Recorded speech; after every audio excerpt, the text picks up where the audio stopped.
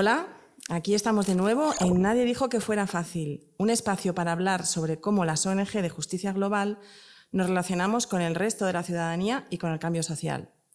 Este podcast forma parte de un proyecto que arranca allá por 2018 y que entendemos como una conversación. Realmente creemos que con la que está cayendo, las organizaciones debemos hablar más de esto, de qué papel desempeñamos y de cuál debemos desempeñar para lograr los cambios que buscamos. El proyecto es una conversación colectiva y ha generado productos y materiales para enriquecer esa conversación. Tenemos una herramienta para analizar nuestras prácticas organizativas y comunicativas, tenemos documentos y ahora pues queremos tener este ciclo de conversaciones que también nos ayuden, ¿no?, a reflexionar y a pensar sobre nuestra práctica. Esta conversación siempre fue necesaria, pero quizá ahora más que nunca. Y nuestra intención es hablar, conversar e impulsar el diálogo con humildad, desde la contradicción, la duda y a veces la incoherencia. Y la verdad es que en esa conversación han participado muchas personas y muchas organizaciones, pero quizá no hay tantas personas ni tantas organizaciones que hayan estado pues, casi desde el principio, ¿no? Y luego tampoco hay tantas personas ni tantas organizaciones que hayan participado en esa conversación desde la mirada del marketing o de la captación, ¿no? Y a veces hemos tenido la sensación en esa conversación de que esa mirada, ¿no?, de que ese enfoque sobre la relación de las organizaciones con la gente, con la ciudadanía, desde el marketing y la captación, desde esas áreas, desde esas herramientas, como si fuera un poco un planeta distinto al que está un poco regido por la lógica de construir ciudadanía global, de movilizar personas en pos de un cambio social, desde una mirada más transformadora. Y ahí hay como una tensión que hay veces que da la sensación de que nos faltará como un lenguaje común, ¿no?, como un suelo en el que poder hablar. Y yo creo que la persona que tenemos hoy en el podcast Nadie dijo que fuera fácil, que es Agustín Pérez, pues yo creo que tiene un poco ese lenguaje común, ¿no?, que ha participado desde el principio en esta conversación y que lo ha hecho aportando y entendiendo un poco, no sé si como traductor, pero entendiendo un poco ambas miradas sobre esa relación con la ciudadanía, ¿no? Y hemos pensado siempre que eso tiene mucho valor y por eso pues pensamos enseguida en invitarte a este podcast, ¿no? Agustín es fundador, si no me equivoco, y director de Ágora Social, que es pues una agencia que ayuda a las organizaciones a relacionarse con la ciudadanía y a sumar a la gente a sus causas, ¿no? Así que muchas gracias, Agustín, por animarte a venir hoy aquí a conversar con nosotros. Gracias a vosotros. Bueno, qué gusto, ¿no? Pues venga, vamos al lío. Hablamos un poco de esa distancia, ¿no?, de esa incomunicación aparente entre el marketing y la comunicación transformadora, que a veces la estamos viviendo casi como si fuera algo como esquizofrénico, ¿no?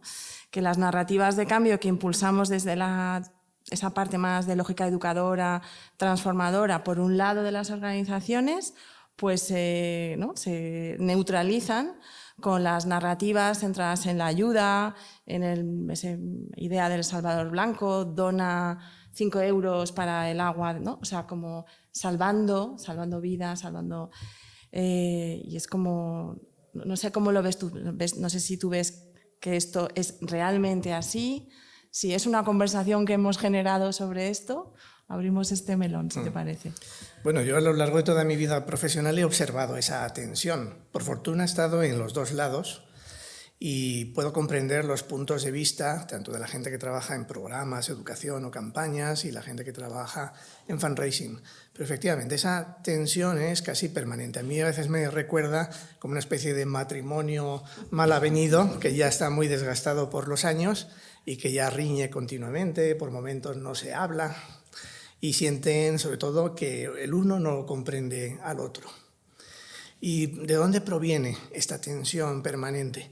Bueno, yo he pensado que a veces puede proceder en cierta medida del bagaje diferente que tienen las personas que trabajan en ambos ámbitos. Imaginaos pues una persona, por ejemplo, que viene del marketing comercial.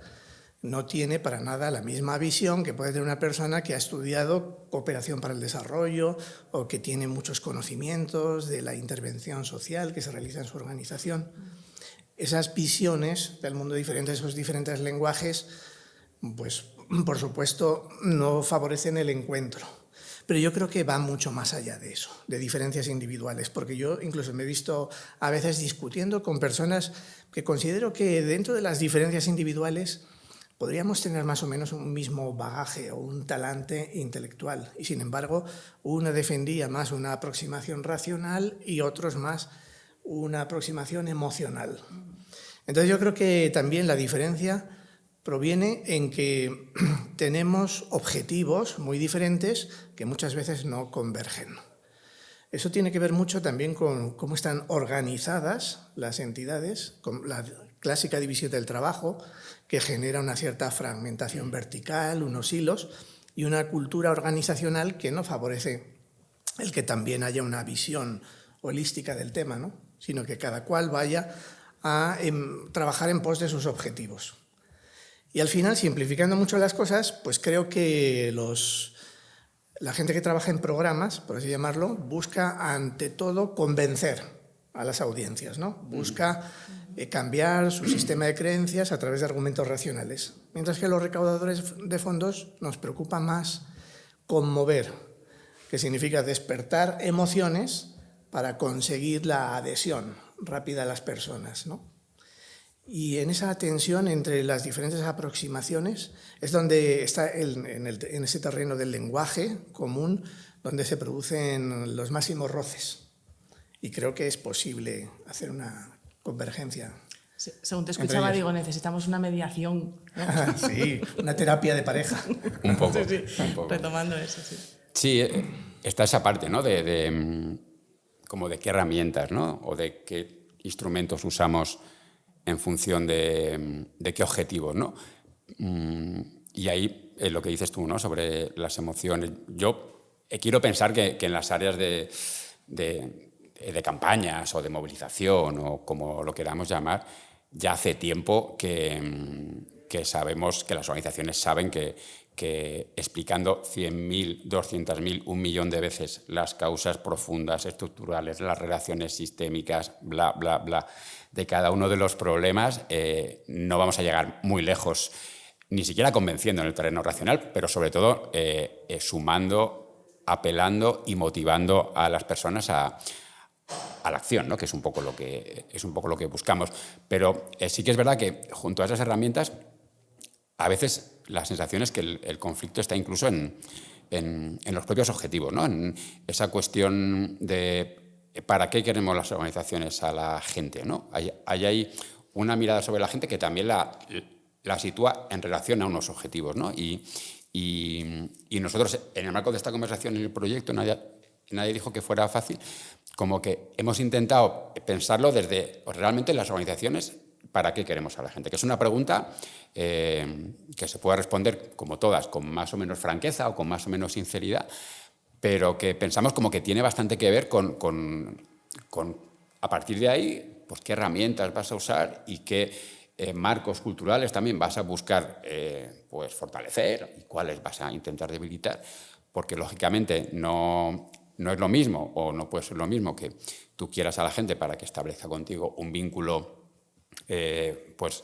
basado en lo monetario o en lo financiero, ¿no? Que nunca es solo eso, pero que sí que puede predominar eso, a que tú pretendas establecer con las personas que se acerquen a ti como un vínculo basado en la participación o en la construcción colectiva o en la acción. Y aunque está claro que eso no son caminos totalmente divergentes, porque si no lo tendríamos como muy complicado, ¿no? Pero sí que es verdad que condicionan un poco esas dos miradas, ¿no? O sea, que efectivamente tienen que ver con los instrumentos y las herramientas, pero también en el fondo con esos objetivos, ¿no? Bueno, yo como organización, ¿para qué quiero a la gente? Porque en función de eso, pues usaré unos códigos, unos lenguajes, unas herramientas, y ahí está ahí tenemos un poco el lío también, ¿no? Sí, y ahí yo creo que está la responsabilidad de quienes dirigen la organización, ¿no? El órgano de gobierno, la dirección, para responder a esa pregunta. Porque efectivamente, desde el punto de vista de la captación de fondos, normalmente la base social, la base de donantes, tiene sobre todo un rol financiero. Para el recaudador de fondos, lo único que le preocupa es atraer cada vez a más gente y fidelizarla solo en el sentido de retenerla, de hacer que esté contribuyendo durante más tiempo y tal vez también que incremente el valor económico de sus aportaciones. Pero no le interesa, y no es su cometido, hacer que participe de otra manera. Lo cual también yo lo defiendo desde el punto de vista del propio fundraiser. Una auténtica lealtad pasa por un compromiso activo. O sea que incluso si lo piensas solo desde el punto de vista económico, interesa la involucración de las personas más allá de simplemente dar dinero.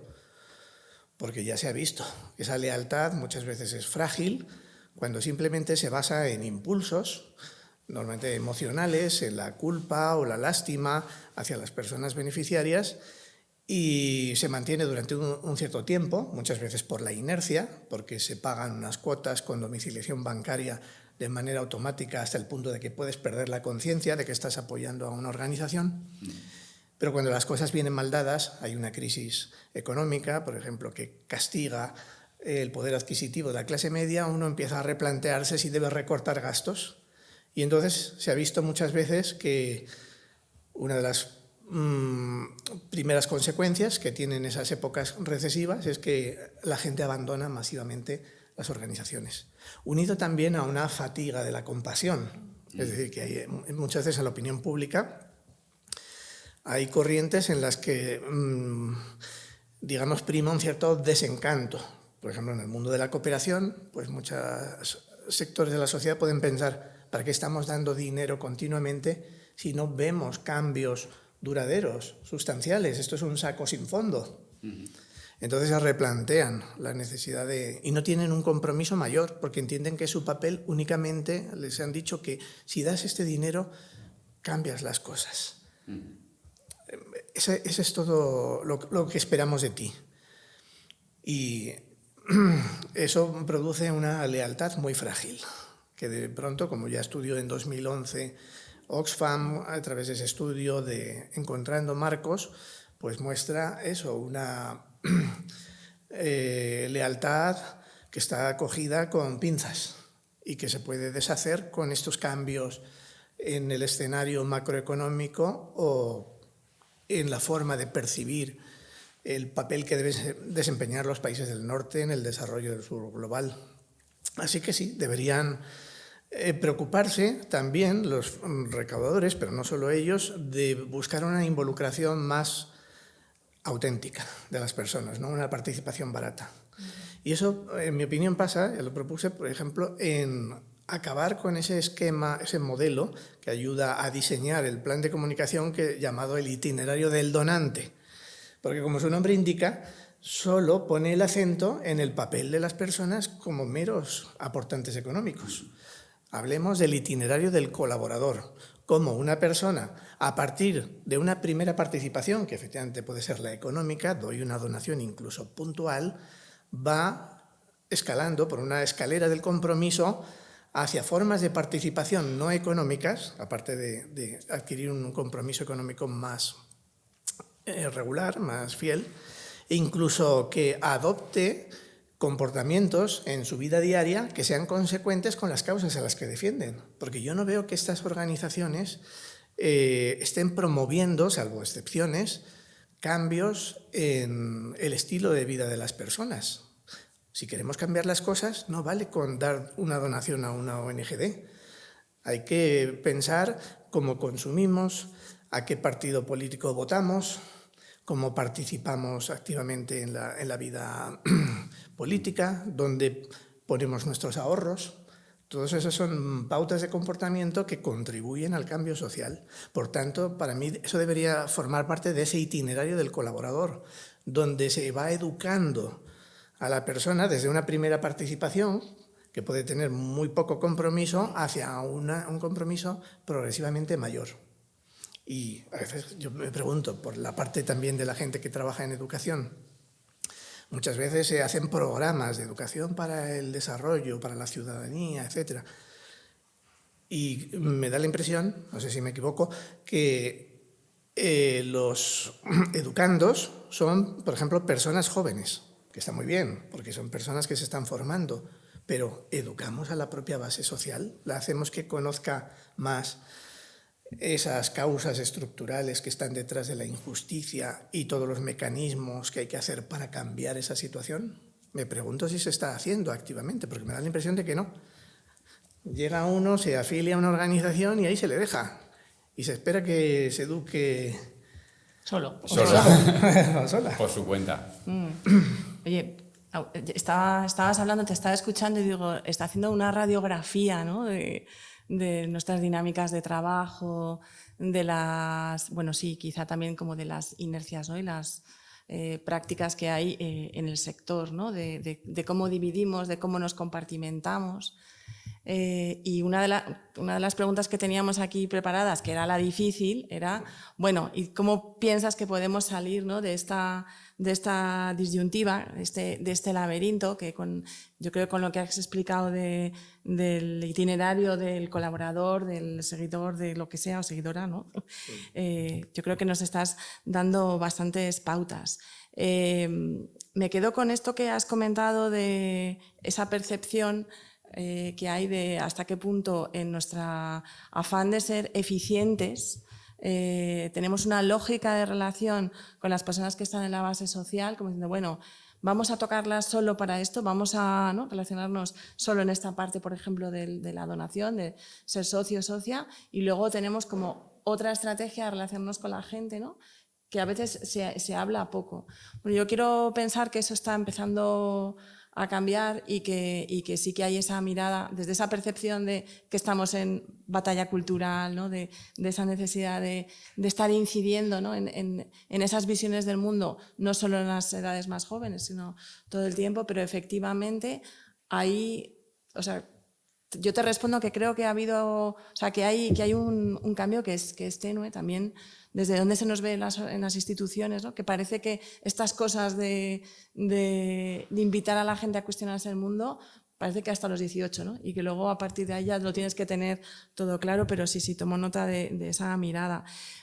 Pero tú has sugerido, ¿no? Hay algunas claves que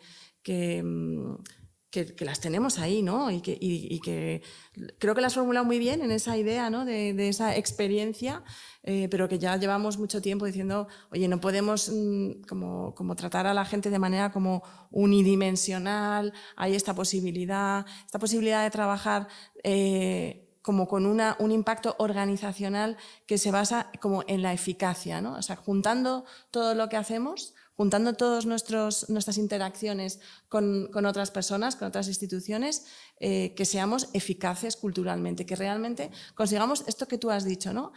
Sembrar la duda al menos sobre cuáles son las causas de la pobreza, cómo estoy contribuyendo yo, cómo en mi día a día, ¿no? Todo eso. Y eso está empezando a pasar, ¿no? Pero es verdad que no pasa y que hay muchas resistencias, ¿no? y que hay inercias, y una que a veces tenemos identificada tiene que ver con esa disyuntiva también en cuál es mi estrategia de influencia, ¿no? Es una estrategia de influencia que se basa y funciona como en la magnitud institucional, en ser una organización muy grande, respaldada por mucha gente, con mucha financiación, ¿no? O sea, como que a veces tener una marca potente también es un instrumento para ser escuchado en determinados espacios de incidencia, ¿no? O sea, como tener una capacidad de acción. Nuestra sensación es que eso es bastantes veces un poco incompatible, ¿no? con ese otro tipo de impacto, esa eficacia que tiene que ver con el cambio cultural, ¿no? con ese cuestionamiento sobre el comportamiento. Pero creo que esa tensión entre la marca, ¿no? y la transformación, digamos que como que subliman un poco esas tensiones que tenemos en las organizaciones y un poco en lo que tú has dicho. ¿Cómo salimos de ahí? O sea, ¿cómo se llevan esa preocupación por ser una organización grande, una marca potente, con estas otras cosas, ¿no? Porque además, cuando te empiezas a ser un poco incómodo, eso afecta a la reputación, ¿no? Puede. Bueno, de hecho afecta. ¿Cómo lo ves? Porque hay que ser muy valientes, ¿eh? Y cuando eres muy grande, tienes más que perder. Sí, bueno, es difícil para una organización grande gestionar la marca sin caer en la tentación de hacerlo al modo en que se gestionan, por ejemplo, las marcas comerciales, con un enfoque competitivo, tratando de buscar sobre todo la diferenciación de las otras organizaciones, incluso a veces, aunque sea de forma sutil, desmereciendo a otras para ponerse en su lugar. Estamos trabajando en un mundo, en el tercer sector, donde debe primar la cooperación, y más aún porque los desafíos a los que enfrentamos son de tal complejidad que si no trabajamos de manera conjunta difícilmente vamos a lograr cambios sistémicos. Es más, yo propugnaría que las ONGs no solo colaboren entre sí, como tantas veces he hablado, o trabajar en red, sino que colaboren también creen otras alianzas con otros sectores, con el mundo empresarial, con las iglesias, con partidos. Hay que buscar aliados porque estamos además afrontando unas reacciones adversas, hábilmente conducidas, manipuladas por las fuerzas más reaccionarias que están llevándose a gran parte de la sociedad hacia su terreno. Y hoy día, por ejemplo, pues los derechos humanos, algo que nos parecía tan básico, tan consolidado, han perdido una gran autoridad. Por tanto, sí, pienso que hay que repensar un poco la forma de construir marca, sobre todo en el sentido de explicar muy bien al público qué es lo que hace la organización, cómo lo hace, cuál es su personalidad organizacional y sobre todo el por qué lo hace, porque si algo yo creo que no se trabaja en el mundo en lo lucrativo es explicar por qué se trabaja en lo que se trabaja. Hace poco estuve dando una formación en el ámbito de la discapacidad y les hice esa pregunta a todas las organizaciones presentes.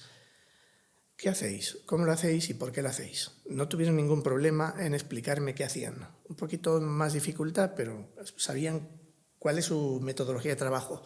Pero el por qué lo hacían, no sabían qué responder. Alguno dijo que porque lo dicen nuestros estatutos. Digo, ¿y a mí qué me importa lo que digan nuestros estatutos? Yo como donante, ¿por qué te voy a dar mi dinero solo porque tus estatutos digan que te tienes que dedicar a eso? Bueno, pues ahí está, digamos, la clave de que necesitamos como un rearme ideológico.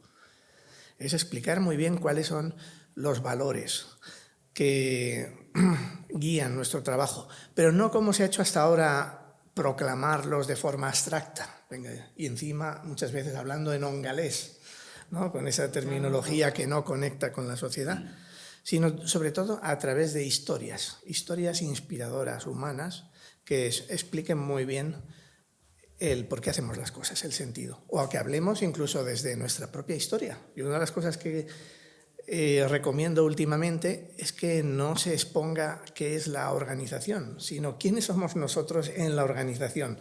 Es decir, lo expliquemos desde una perspectiva personal. ¿Por qué estamos ahí?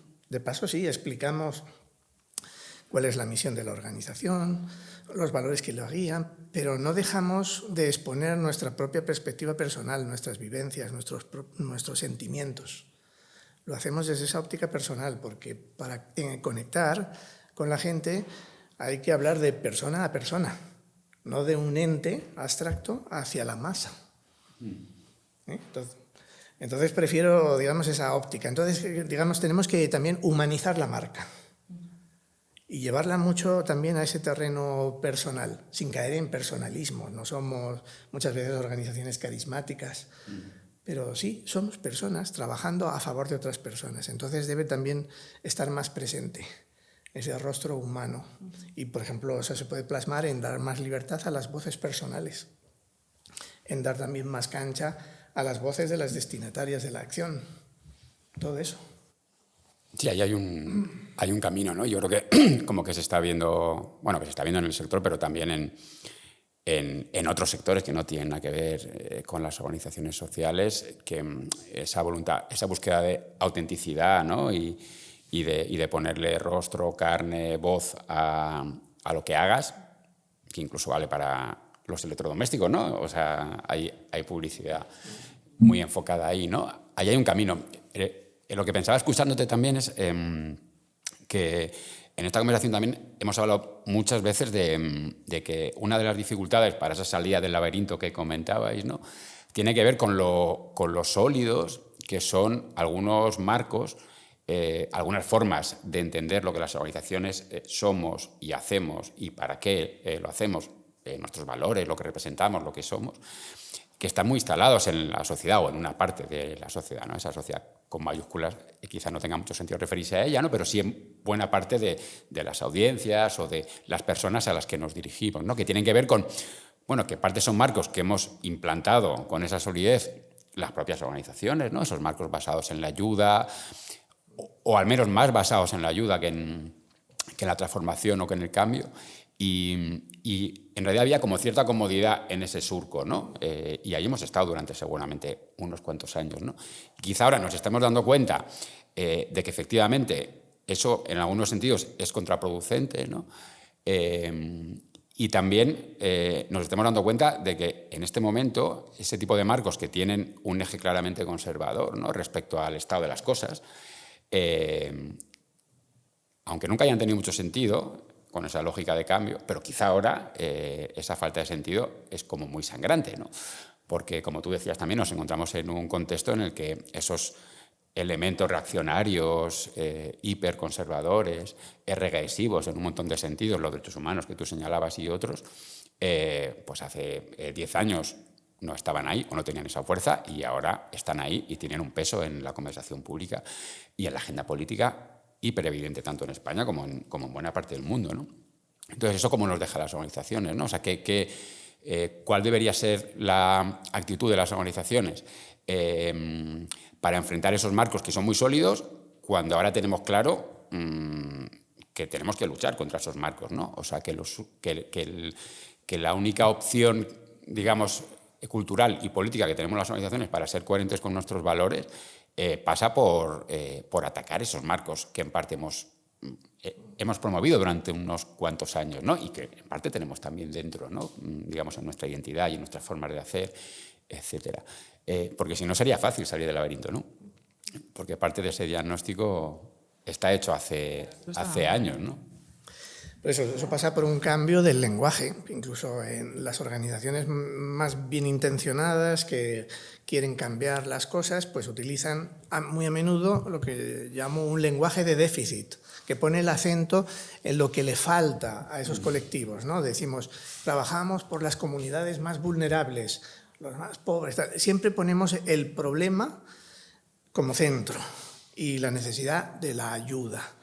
En cambio, creo que podemos trabajar más con un lenguaje, un enfoque de activos, donde pongamos el acento, ante todo, hablemos primero de cuáles son las aspiraciones, los sueños, los esfuerzos que están haciendo los colectivos por los que trabajamos y luego señalemos los obstáculos que se interponen en esos sueños. Entonces, en lugar de decir, ayudamos a María a conseguir que salga de su desnutrición, pues hablamos de eso. María es una niña que quiere ser doctora y tiene un alto potencial, pero le perjudica el que no está bien alimentada y no puede rendir bien en los estudios, ¿no? Digamos, primero eso, señalamos siempre la potencialidad que tiene, incluso si es posible la agencia propia que tienen los colectivos, ¿no? Lo que están haciendo por salir ellos mismos de su situación de marginación o pobreza. Y luego señalamos eso, el problema está fuera y nosotros ayudamos a remover ese problema. El donante tiene un papel, pero no hay que sobrevalorarlo, porque otra de las cosas que critico es que al donante se lo representa a veces como un héroe. Y a veces a mí me llega un mensaje, que cito a menudo, en que me decía una organización, Agustín, eres increíble, has salvado la Antártida.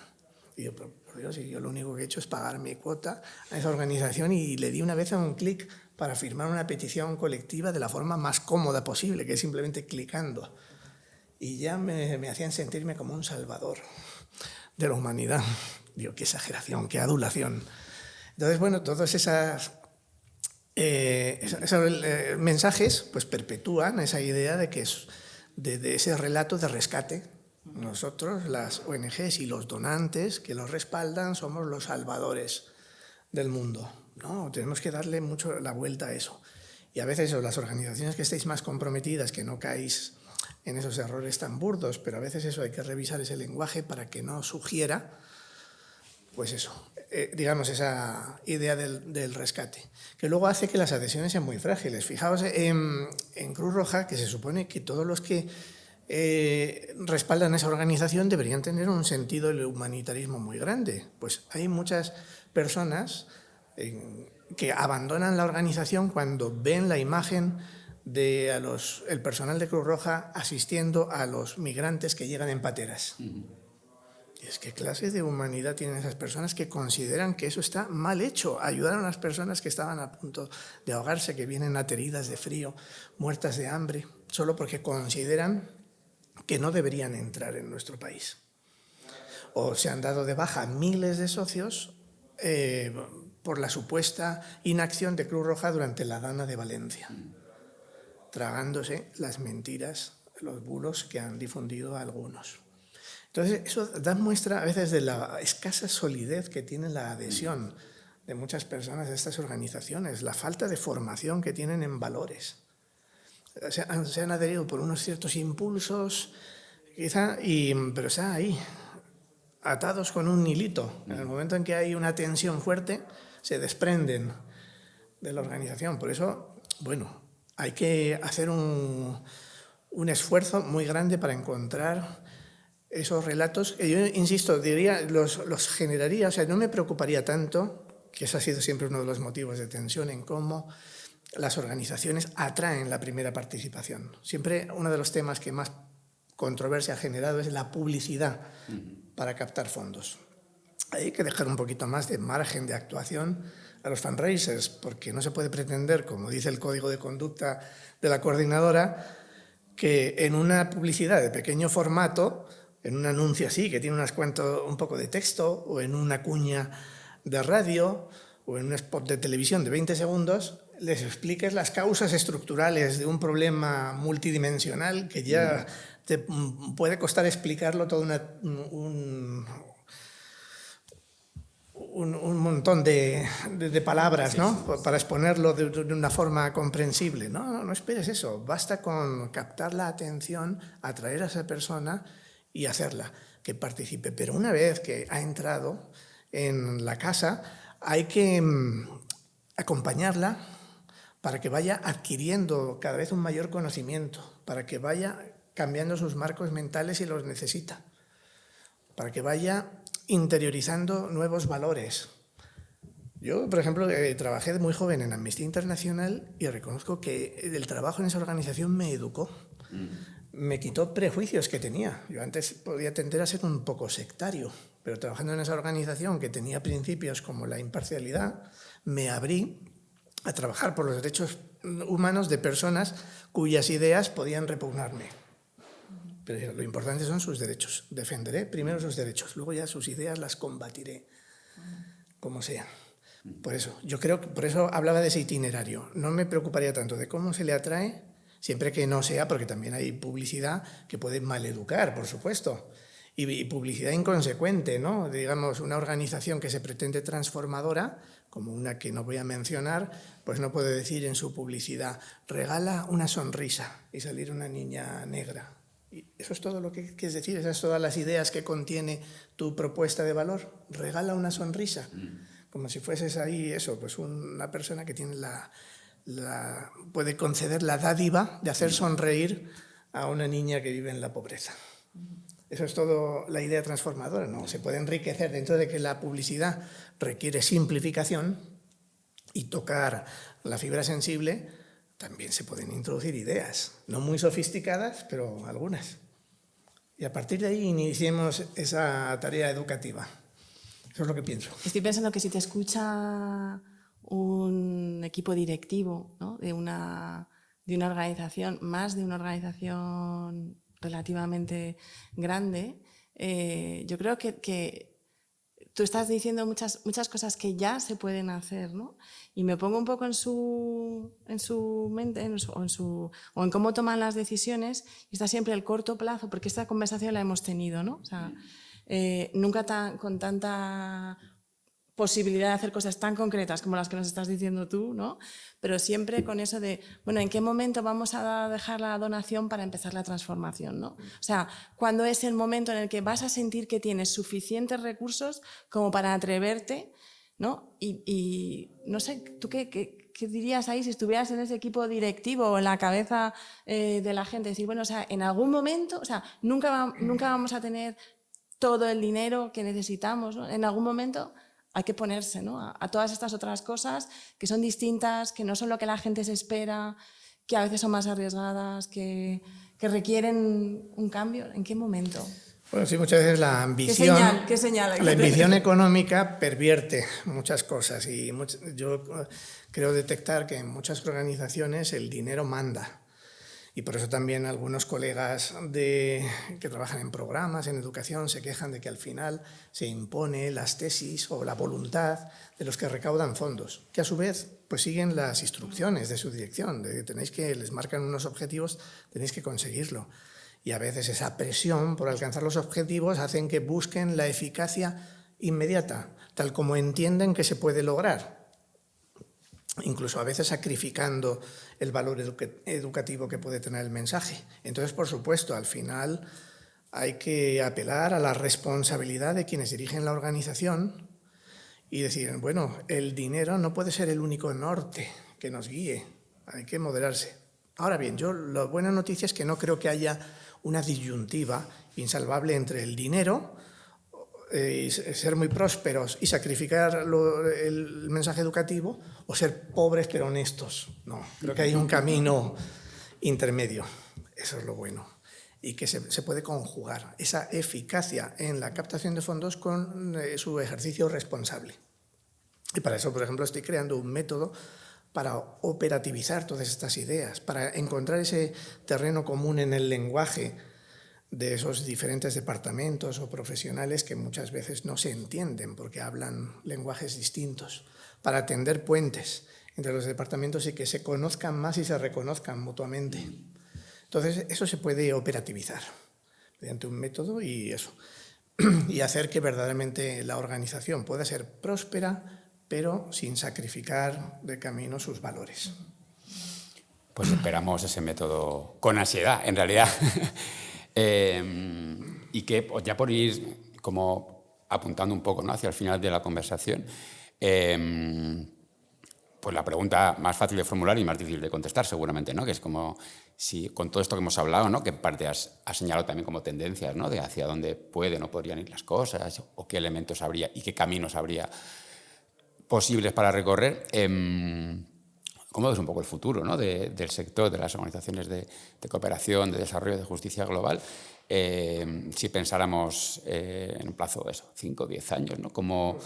¿Qué crees que está cambiando, ¿no? ¿Hacia dónde vamos? ¿Cómo lo imaginas? Bueno, yo no tengo suficiente información para poder exponer lo que creo que son las tendencias. Y menos aún me atrevo a pronosticar qué va a ser de esas organizaciones al cabo de ese tiempo. Lo que sí os puedo decir es lo que creo que deberían hacer para que ese futuro sea más prometedor para las causas que nos animan. Por un lado, creo, por supuesto, fijaos, como el dinero manda mucho, una de las cosas más importantes que creo que tienen que hacer es siempre repensar su modelo de financiación para reducir dependencias. No solo las típicas dependencias de las administraciones que han generado servidumbres políticas, sino también incluso de los fondos privados. Por ejemplo, el método del cara a cara en la calle que emplean las grandes organizaciones es tan exigente financieramente que a veces se convierte en un fin en sí mismo. Se necesita, a pesar de que no sea muy rentable, mantener eso en funcionamiento, porque como mínimo, la consecuencia mínima sería que tendrías que despedir a mucha gente que está trabajando, si lo está haciendo internamente, o incluso puede trastornar las finanzas de la organización y amenazar otros puestos de trabajo.